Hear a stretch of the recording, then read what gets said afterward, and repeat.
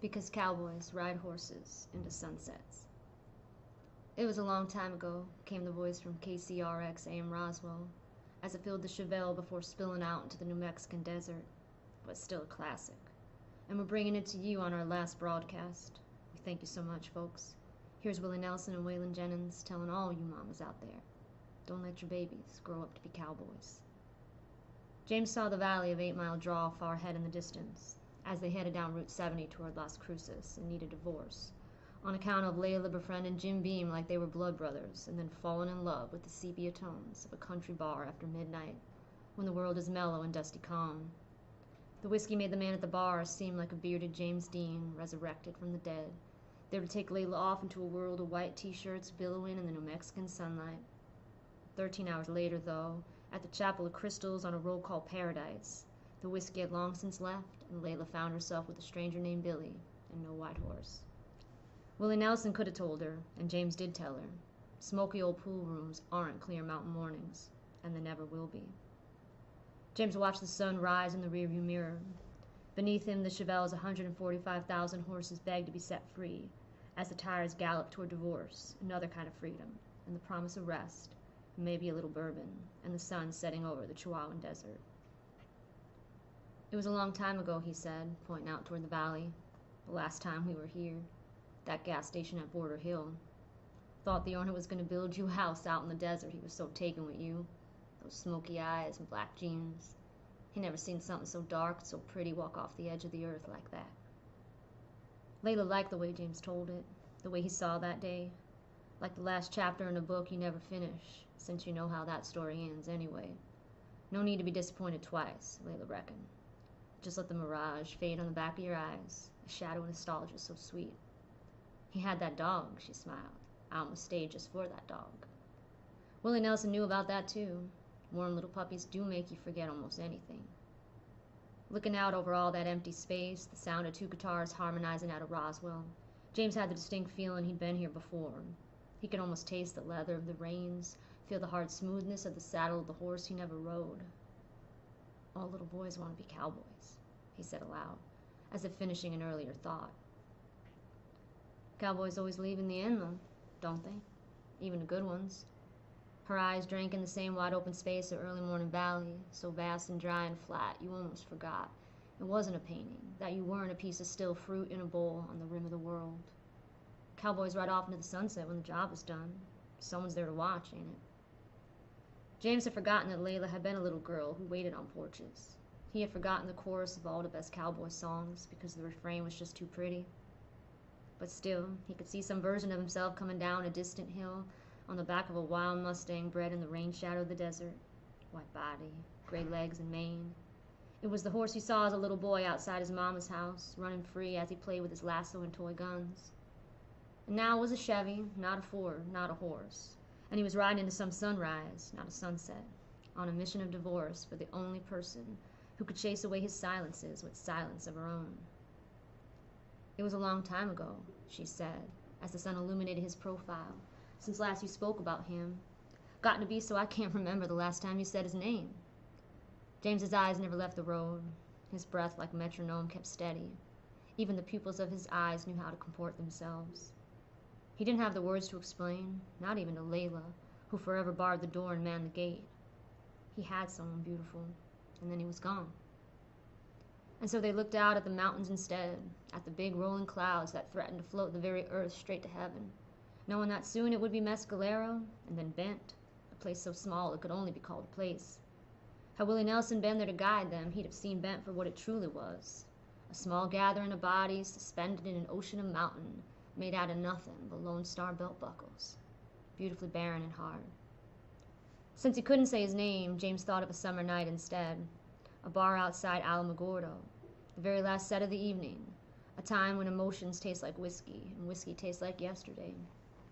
Layla was singing about constant sorrow, and James was playing like the guitar didn't need him, and the music was moving the lips of even the most lost. It was an ugly place, made pretty for a moment by the sound of a voice and the strum of a guitar. It was then that James saw a tall man at the back of the bar grab hold of a woman's wrist, a tiny wrist on a suntan arm. He watched the woman cry out as the man half pushed, half plowed her body up out of the bar stool and into the wall. And then he watched Mick get up slowly. He watched the tall man's boots appear to levitate as if God himself were calling him home. He watched the man's body return to earth and hit the floor, parting the carcasses of peanuts like a Red Sea's shells. He watched Mick nonchalantly deposit the man in the dirt out front of Los Tres Gatos. He watched Mick quietly find his seat, smile and nod his head just once at James, all before the fourth verse. If James hadn't known before, he knew then. He knew that night. After Layla, Mick was all he needed. James rolled down the window. The heat crept in like the ghost of the sun, a tingling at the back of the neck, a caress of the face. The sound of Layla's voice brought him back to the road, to the approach of Mescalero. The song at Roswell was still knocking around her head. In a half hum, the words coming in and out of focus, she sort of sang, almost whispering Mick's name between the lines. If you don't understand him, and he don't die young, he'll probably just ride away. As the hum washed over him, James tipped his head slightly out the window and glanced above, his breath nearly stilled by the sight. The skies of Mescalero were so clean, so immaculate. It was as if God himself chose to rinse every paintbrush in the universe save one. The skies over Mescalero were brand new. And so it was there under that sky when he said it. We haven't talked much about where we're going and why, Layla, how it came to be. You know how it came to be, she said. I was drunk. He was nice. I got caught up. You know how that is, don't you? Getting caught up? I know how that is, he said, his voice soft and low. But this wasn't like you, running off, getting married. You never run anywhere. No, she said, I don't. Not after that first time, at least. With you. She remembered walking off her front porch at 17, James standing in the driveway. No more walking Mama from the couch to the bed, worrying about tripping on bottles of Old Crow Kentucky Straight in the process. No more maneuvering around pill bottles on the carpet, kicking them like chiclets in the darkness.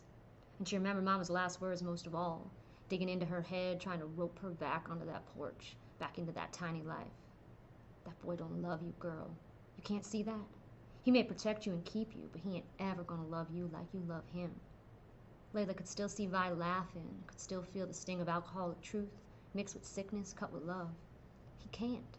There's no turning that boy.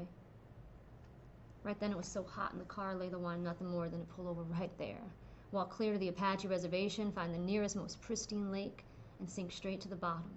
Just the quiet and the clean and the cold. Instead, though, she said it the best she could. I was alone that night. You had gone off a few days before. Kind of disappeared on account of Mick being gone. And I was there in that bar without you. And I realized there was nothing anchoring me to the ground no more. She remembered looking around the bar, how for a moment she began to question whether she was really standing there. How for a moment her eyes became sentient themselves, questioning their own existence as eyes. How vast that hole was. I saw this man laughing at the back of the room. He looked like someone who loved sunrises and horses and the thump of wind rambling through a truck on the way to somewhere. God, James, I was nowhere. You get that? Anything I can face as long as... The radio had long since gone silent. They were far out of Roswell on this, the last day of the broadcast anyway. But through the static, there were occasional snippets of sound, ciphers and omens. As James turned a bend in the road and Layla searched the horizon for a word, the ghost of young Mick Jagger slipped out into the white noise. If I look hard enough into the setting sun. And even though the sun was rising, not setting, it was still true. It didn't matter that they couldn't have what they most loved. They would finish their business in Las Cruces, buy a bottle of bourbon, sit out over the desert, just the two of them, waiting for another morning to spill over the mountainside. Not lonely, he'd say. Just lonesome, she'd add. With the radio off, they watched as early morning turned into regular morning, as signs of civilization broke the landscape one profile at a time. I always hate leaving those guys behind, he said. Something about them. Unforgettable, you know. Yes, she knew. Willie Nelson knew. All the old cowboys who rode horses and highways knew. They had come close, so close to touching that which men ride into the horizon to meet. And so when James spoke next, she didn't miss a beat. Like the prayers they learned by rote in Sunday school, like the vows they resurrected every sunrise, his voice, then her voice, said softly to the wind, to that big, beautiful New Mexican sky, to all those who never stay home. Help me to shatter this darkness, to smash this night, to break this shadow, into 1,000 lights of sun, into 1,000 whirling dreams of sun.